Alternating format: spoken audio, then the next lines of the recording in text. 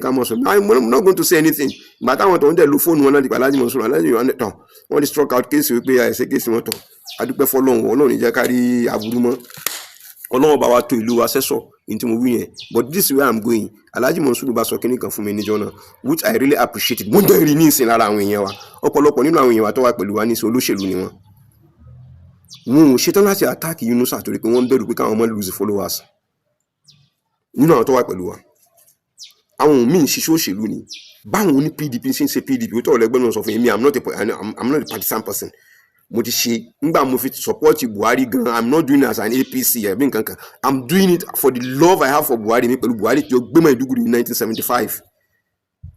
so I know him very well. Àtúnjọ gbé Jos ní 1983 kó sì pọ̀ padà wá di president again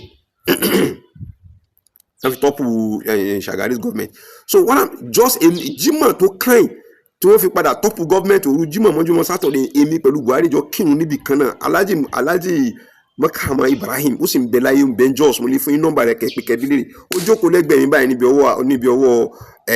ọ̀tún mi báyìí ni mò ń tọ́ka sí pé sọ́rẹ́ni tó wà ní ẹlẹ́ẹ̀kejì sí níbi tó jókòó sí òun ni wọ́n ń pè ní Muhammadu Buhari, òun ni GOC 3rd Armored Division torí mi pẹ̀lú rẹ̀ jọ gbé Jos. Uncle mi ṣe sójà ló ṣe, so I know him very very well in the 1st Infantry Division ní Maiduguri time. I know him and I see his lifestyle and I so much love his lifestyle. So tí mo fi gbé tí mo ṣe ni mi ò gbà kọ́bọ̀ APC, kọ́bọ̀ wọn mi ò gbà ní gbogbo nǹkan tí mo ṣe tó fi di pé ní north náà fi fún mi ní Serikin Yakin Buhari.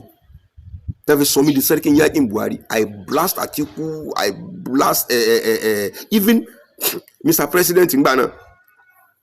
I blast Nuhu Ribadu, former governor of Kaduna State yìí náà ti ń jẹ́ El-Rufai, gbogbo àwọn eléyìí gbogbo àwọn Saraki, all these people ojú yín ni tí ó ti jẹ́ tuntun lójú yín. Because if you are a content creator, most especially I'm an analyst, political analyst, current affairs, mo ṣe a lot ọ̀dọ̀ tí ló ti jẹ́ tuntun. So ẹni tó bá fẹ́ ṣe léyìn ọ̀gbọ́dọ̀ jẹ́ nìkan tí ó mọ gbogbo ẹ̀yìn tí ó mọ ẹjẹ owó Ọlọ́run mú ẹ kò ní tí ò ní tí ó gbọ́n gba nǹkan tí òfin lè búra wájú Ọlọ́run ọba. You must be a honest person. Kì í ṣẹni tí ó jáde láti ibi tí ó bọ̀ síbẹ̀. So as a content creator you must do your findings lójoojúmọ́. Lọ́mọ wà lórí findings rẹ̀, ló mọ̀ facts lórí nǹkan tó máa ń sọ, ló mọ̀ facts lórí nǹkan tó máa ń sọ títí tó fi di pé bọ̀bọ̀ tó sọ̀rọ̀ nísẹ̀yìn tó sọ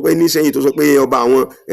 ọkọjá ìrìn sáfà kan àfa ṣe kìíní sẹ́ ọ tẹ̀fìlẹ̀ ọ tàbá ọ tẹ̀kíní mọ́lẹ̀ ó dojúbọlẹ̀ ó kú. Wàláhì tàláhì mo ti ju ọ̀rẹ́ mi kan tájọ́ dàgbà Alhaji Abdulrauf tọ́jọ́ mọ̀ sẹ́yìn ni pé máa jẹ́ jáde kí n pé mò ń ṣẹ̀ṣẹ̀ sọ̀rọ̀ bọ̀bọ̀ yẹn máa fa lọ gidi gan. Bọ̀ ní mo tún padà tó rí fídíò tó ti sọ̀rọ̀ pé báyìí wọ́n sì máa ṣe nu tí wọ́n fẹ́ nu kọ́ anyhow. But I give that one pé ìlú wa kọ́ ni, but nígbà tó fẹ́ kọlu ọ̀rọ̀ ìlú wa ló yẹ kí n tètè sọ fún Ọlọ́run sì wá bá ṣe ọyọ ẹsẹ̀, èmi náà sì yọ ẹsẹ̀ kúrò. Àwọn tẹ́ báyìí tí wọ́n bá ti lè kọlù láti ìlú bòmí ẹ rí i pé nígbà tí àwọn Ìwó ti mẹ́nu kúrò lórí ọ̀rọ̀ Ògbómọ̀ṣọ́ èmi náà mẹ́nu kúrò lórí ọ̀rọ̀ wọn. Bó tó bá ti lè gbẹ́nu lé ẹnu Ògbómọ̀ṣọ́ báyìí màá gbẹ́nu lé. Nígbà táwọn kan fẹ́ mọ́ ṣe láti Ìlọrin nígbà wọn gbẹ́nu lé èmi náà gbẹ́nu lé lọ́dọ̀ wọn. Ẹ mọ̀ dá sọ̀rọ̀ Olúwa fi wálẹ̀. Nígbà wọn ti gbẹ́sẹ̀ wọn kúrò èmi náà sì ti gbẹ́sẹ̀ mi kúrò. I will not insult, I will not. Ìgbà tí Ìmáàmù Ọ̀fà tó wá ṣe tó ṣe ìgbà tó ṣe bọ́n ti ṣe náà láṣẹ fún wọn change wọn ó sì parí bẹ́ẹ̀. So kẹ́ mọ́ lórí pé ibi tí ń jẹnu kankan mọ́ bẹ́ẹ̀ bùkà no. When you do we bring out the fact, we tell you and that's all. Láti pé káwọn yẹn kàn mọ́ recycle nǹkan tá a bá sọ lórí rẹ̀. Kí ni nǹkan tí mo ti Mọ̀nsúrù sọ fún mi báyìí pé you should be very careful with the people that are following you. Ọ̀pọ̀lọpọ̀ nínú olóṣèlú ni wọ́n kàn ń lo ẹni. Look at my phone. Eléyìí tó bá lórí wọnú phone mi wàhálà àwọn tó ti send Jumat greetings sí mi. Bẹ́ẹ̀ ṣe ń jọ ń ṣe wọ́n sì ń ṣe pẹ̀lú òun. Aláwọn tán wá gba owó lọ́wọ́ mi tán láwọn fẹ́ lọ rí fi bẹ́ẹ̀ sọ̀rọ̀ lẹ́kọ̀ọ́.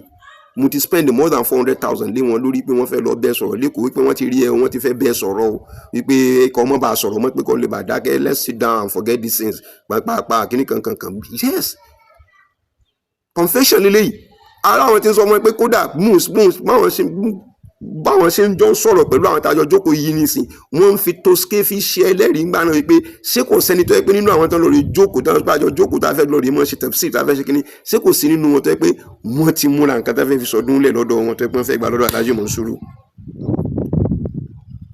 So àwọn gluttons ń bẹ láàrin wa, àwọn alábòsí pọ̀ láàrin wa. So ọ̀pọ̀lọpọ̀ nínú wọn dúndú wípé tí ó bá dàrú kó dàrú, tí ó bá bàjẹ́ kó bàjẹ́. Bàbá Kábíyèsí Ọlọ́run ní bàǹkan yín jẹ́ torí bàbá Kábíyèsí rí i pé ọmọ òrukàn làwọn ẹnu kínní wọ́n fẹ́ rẹ́ wọn jẹ ni. Ẹ jẹ́ ká wádìí òtòtò, mi ò gbé fún wọn àmọ́ ẹ jẹ́ ká wádìí tó wáyé pé Yunusa ọmọ ilé ni kí ni nǹkan tí Kábíyèsí tó kọjá ayé rẹ̀ mọ́ lọ sílé kẹlẹ́ orí yanjú ọ̀rọ̀ yẹn nínú ilé yẹn kẹ́ mọ́ sọ pé mi mo ti nǹkan bọ̀ yín láyà ó parí. Sọ̀wọ́ eléyìí náà ni Kábíyèsí fi jẹ̀bi. I don't see it as a fault, but nǹkan tí mo kàn fẹ́ kí gbogbo akálọ̀rì mọ̀ kó lọ rí dá wa lójú ni pé àwa mùsùlùmí ò lè wá ìṣubú fún kìrìsìtẹ́nì torí pé gbogbo wa la níbi tá gbé ti tán, a ò sì lè wá ìṣubú fún oníṣẹ̀ṣe bákan sí méjì oníbi tí gbogbo wa gbé ti tán. ẹ fẹ́ ẹ kọ̀ bẹ́ẹ̀ bá bú oníṣẹ̀ṣe bẹ́ẹ̀ bú oníṣẹ̀ṣe nígbà tó lọ́wọ́ mú yín mùdírù náà ti sọ fún wa pé òòṣà tó wà ní Kaaba ó tó 360 kìí ṣe wọ́n ní ìbẹnu Israel ọ̀rẹ́ ìka ẹ wò bá bẹ́ẹ̀ ibì kan náà ni nǹkan ti bẹ̀rẹ̀ kó tó di pé ẹ̀sìn dé kò lè kú lára gbogbo wa náà lẹ́ẹ̀kan náà. So asasi ní ìpìlẹ̀ lára ìpìlẹ̀ tán wá jẹ́yìn náà sáwà lé wọn ni tá a sọ pé àjọṣe mọ́ papọ̀. So tí mo fẹ́ gẹ́gẹ́ lọ rí mọ̀ nìyẹn. Gbogbo ẹni tẹ́ bá fẹ́ mọ blog, it's easy to blog, you make good money in blogging because ngba mo kankan nípa blogging mo kan ti ṣẹlẹ̀ ní western world. I discovered that some people have this blogging as big time job. Tó pé ẹlòmíì torí rẹ̀ ó resign nínú company tó ń ṣe níbi iṣẹ́ tó dín ṣiṣẹ́ ìgbà tó wù nǹkan content tó ń ṣe tó wù nǹkan tó ń lè rí within hours pẹ̀lú nǹkan tó ń ṣe ní company ó wá rí pé èèlò lòun ń gbà lóṣù ó wá combine gbogbo rẹ̀ papọ̀ wá rí pé nǹkan tó ń fẹ́ ṣe genuinely online òun make more than what he's going to do in office. They have seen the beauty of it and wọn kì í bèèbù kiri wọ́n ṣe documentary kálẹ̀ káàkiri wọ́n ń ṣèwádìí àwọn nǹkan míì táwa gan náà mọ̀ nípa kú 1976 nígbà tí mò ń tún wò nísìn mò ń bá àwọn ẹlòmíín sunkún ní wípé ẹ wò mọ́ ṣe pa àwọn èèyàn innocently pẹ̀lú just verbal pé inú ni bí ni ilẹ̀ nìkan kàn sọ̀rọ̀ nípa ẹnìkan but kò sí time láti ṣe findings within a very short period in less than 2 months tán ṣe findings wọ́n dẹ̀ execute ọgbọ́n tán fẹ́ execute ní ìsìn ní gbogbo àṣírí gbogbo nǹkan báyẹn ṣẹ̀bẹ̀rẹ̀ tí mo jáde pé wọ́n hate ara wọn ni wọ́n ti mọ jà tẹ́lẹ̀tẹ́lẹ̀ wọ́n dẹ̀ implicate ara wọn ó dẹ̀ ṣe oríṣiríṣi pé akankan míì nípa àwọn Burkina Faso àpàdà discover pé nǹkan tí ń ṣẹlẹ̀ ní Burkina Faso ní ìsìn ó dàbí ìgbà tó ṣe pé tí ń ṣẹlẹ̀ l'Ógbómọ̀ṣọ́ ní ìsìn tí àwọn ìran kan dìde lórí pé nǹkan kan ò gbọdọ̀ bàjẹ́ nílùú Ògbómọ̀ṣọ́ bẹ́ẹ̀ náà ló ṣe ní Burkina Faso tó yẹ pé nígbà tí Thomas Sankara tó dúró ti ọ̀rọ̀ lu wọn tí wọ́n kọ̀ tí wọ́n pa nígbà tó Ọlọ́run gbélé yìí dìde Ọlọ́run wá ní kó yẹ pé ibi tí Thomas Sankara báṣẹ́ rẹ̀ dé tí wọ́n fi padà pa ló ti ní kó ti pẹ̀rà dìde ló ti ń ṣe nǹkan tí ń ṣe. So gbogbo nǹkan tí èèyàn bá ń ṣe lọ́rọ̀ ilé ayé yìí ìmọ̀ sùn ni kì í kú omi kan mọ́ tó gbé ni tẹ́ bá ti fọwọ́ kan bá yóò sùn kiri. So gbẹ̀yìn tẹ́ ẹ bọ́ sórí blogging tẹ́ rò pé kẹ́ ẹ mọ́ búyàn ilẹ̀ rò pé ló lè mọ́ mú yín kẹ́ ẹ mọ́ kẹ́ fi dèèyàn kó lè mú yín dèèyàn ẹ padà yẹpẹrẹ. Ẹ wo àwọn tó sọ pé lọ́ba ní ká fẹ́ talẹ̀ mọ́sálásí ni o lọ́ba ní ká ó lé ní o kódà ó ti gbá káùntì jáde o ẹbí wọn lè rèdí sí òwúrà káùntì kankan jáde ó fẹ́ talẹ̀ mọ́sálásí wọn ò rí jáde níjọ́ náà ni mo kétàbá tí àdá fún wọn mo sì mọ̀ kétàbá tí àdá kò ní lọ lásán ni mo kétàbá tí àdá lórí ẹni tó ní mo gbé àkáùntì jáde mo kétàbá tí àdá lórí pé mo fẹ́ talẹ̀ mọ́sálásí lórí pé kálẹ̀ bá gbẹ̀tọ́ wa táwọn kan tó yẹ pé a whole imam ẹni tó yẹ pé ní ìmáàmù ìlú tó yẹ pé kó control ọ̀rọ̀ ẹ̀sìn báyìí láṣẹ báyìí ká ní ṣe ẹ jẹ́ ká bilé pé ó dán ọmọ mélòó tó kó síwájú rẹ̀ tí ń lọ rí wò wọ́n pé ọmọ lékè kílẹ̀ kílẹ̀ ní eléyìí tó wí ọ̀dà eléyìí lè yàn wí ó dá fáwọn mélòó tán gbé nǹkan lọ sọ́dọ̀ wọn tó lọ rí ṣe fàtọ́wá fún tánjọ jókòó pé iṣẹ́ tiẹ̀ náà ti tíra báyìí kí ni tíra yìí ń wí ìmọ̀pẹ́ yìí náà tiẹ̀ ká tíra báyìí ìmọ̀pẹ́ yìí náà tiẹ̀ ṣe kíní kílẹ̀ rí tí gbogbo wọn mélòó lẹ́yìn tó ti ṣe because kò kí ń ṣààyè rẹ̀. So gbogbo nǹkan tẹ́lẹ̀ tí ń ṣe yẹn yóò sọ padà mọ́ ṣiṣẹ́ ni not until you leave that place. Mo sọ fún yín pé wọ́n ni Yunus ọmọ ṣe kiri believe you me sincerely speaking kó tó lè lálàáfíà yóò padà sí ìlú tán gbé ti bí tó bá débẹ̀ yóò mọ̀ ọjọ́ bí èèyàn àlàáfíà wà fún yóò wà mọ̀ ìdàbẹ̀ pé wọ́n sì lose kìíní o despite the fact pé kì í sọmọ ìlú àmọ́ tó bá gbogbo yóò tó bá lọ tí wọ́n bá yọ kúrò ní ìmáàmù tán tó bá kúrò ní ìmáàmù tán tó bá fẹ́ gbé Ògbómọ̀ṣọ́ ò ní ṣe gbé fún alálẹ̀ ìlú yìí ò ní jẹ́ kó lè ṣe gbé fún torí wàhálà tó ti dábọ̀ ìlú gbogbo bẹ́ẹ̀ ṣe mi ṣe ń horu tẹ́lẹ̀ tí ń lágùn yìí kò tí ì horu yóò padà iná wọn padà jó láti inú rẹ̀ síta tẹ́ padà mọ́ rí wípé depression yẹn padà mọ́ hàn jù yìí lọ. So gbogbo àwọn tí ọ̀rọ̀ bá kàn ní pé aburú ẹni ayẹyẹ ẹni dákun torí Ọlọ́run ẹ jẹ́ ká lọ rí ṣe sùúrù ká mọ́ fi ṣèbínú ẹ jẹ́ ká ṣèwádìí ta ló sọ̀rọ̀ kí ló sọ ibo ló ti sọ kí ló rí gbogbo ìgbà tó fi ń gbé mi ọ sọ̀rọ̀ yìí mú sọ kí lè evidence yẹn mú ń sọ. That is the fact of the matter. That is why we cannot go to court. That is why we cannot go to court. Ìtumọ̀ tán fi ń gbé mi tán fi ń jù mí lọ tán fi ń gbé mi tán fi ń jù mí lẹ̀ ilẹ̀ rí yẹn. Ó ṣe lè sọ pé lágbájá ò lè rí nǹkan báyìí gbà ó ṣe lè lágbájá ò lè kà ìtumọ̀ ní ntí mo rí ni tẹ́ bá sì lẹ́ẹ̀ bá gbà nígbà tá a bá dé kóòtù á pa àwọn aráàlú ńgbọ́ sọ̀rọ̀ tí mo sọ yìí sí irọ́ ni àbótọ́ ṣé irọ́ lélẹ̀ àbótọ́ ni á padà mọ́ sọ́ láàrin ara wa. That is how it goes. So mo fẹ́ rọ̀ wá ní tilẹ̀ tó lọ́mọ fọlọ́wọ́ bá mo fi bẹ gbogbo wa ẹ dákun torí Ọlọ́run ẹ jẹ́ ká máa ṣèwádìí ká má lọ rí máa jẹ̀bi lọ́dọ̀ Ọlọ́run ká tún lọ padà á tún padà wá lọ rí jẹ̀bi ikú torí pé a ti sọ ọ̀rọ̀ tí ò dáa tó ti kó bá ìrìn àjò àwọn ẹnìkan nígbà tá a bá kú á jẹ̀bi ikú nítorí pé àwa la ṣekú pa àwọn kan lórí ní tí ò padà ṣe àwa la fìyà jẹ àwọn kan tí n tẹ́mi bá ń ṣe tó wáyé pé mò ń ṣe láti pé kí n fìyà jẹ Yunusa ni kọ́ lòun fìyà rẹ̀ jẹ mí àní mo mọ sọ fún yín gbogbo ẹ̀rọ pé mo hate ẹ̀ ni no why would I hate him but his character and where he sit on ni kò dáa character rẹ̀ àti ibi tó jókòó sí òun ni kò dáa so gbogbo ń tọ́ lọ́wọ́ bá fi bá mi ṣe tí ó fi kúrò ń bẹ̀ lèmi ń sọ fọ́lọ́run ni mò ń fi ń sọ fún ẹ rí i pé bí mo ṣe ń nákẹ́ tó yọ kàn pé kán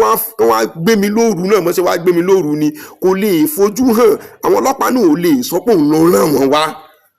kò lẹ́mìí ẹ̀ Ànábì Muhammad sallallahu alayhi wa sallam ó sì ti sọ fún wa pé gbogbo iṣẹ́ tẹ̀dá bá ń ṣe tí ó bá fẹ́ kẹ́lòmíì kó bá òun níbẹ̀ ó ní kó kú níbẹ̀ kì í ṣiṣẹ́ gidi gbogbo iṣẹ́ tẹ̀dá bá ń ṣe tó máa ń ṣe lọ́tọ́ pé ẹni tí ń lọ tí ń bọ̀ wọ́n sì ń bá pàdé wọ́n sì ń bá ṣàdúrà oníṣẹ́ tí fi lérè ni ẹ má gbé mi lóru mọ́ ẹ gbé mi ní gbangba ẹ pè mí ẹlẹ́fẹ́ rí mi kí n wá bá yín kẹ́ pé torí tẹ́ fi fẹ́ charge mi lọ sí kóòtù ní àwa àjọ lọ mo sọ pé gbogbo wọn kàn jẹ́ kájọ pàdé gbogbo àwọn tán sponsor Yunusa pátá ni mò ń sọ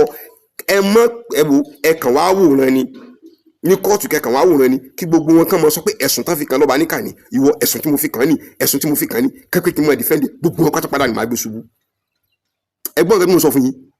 lórí ìrìn àjò yìí o wàláhì tàláhì súnmọ́ billahi allazi la ilaha illa huwa wàláhì tàláhì súnmọ́ billahi allazi la ilaha illa huwa wàláhì tàláhì súnmọ́ billahi allazi la ilaha illa huwa èmi jáde pé mo ṣetán láti challenge wọn ẹ pé kán jáde kan sọ pé àwọn ṣetán láti láì sọ̀rọ̀ ọlọ́pàá nínú kájọ pàdé ní court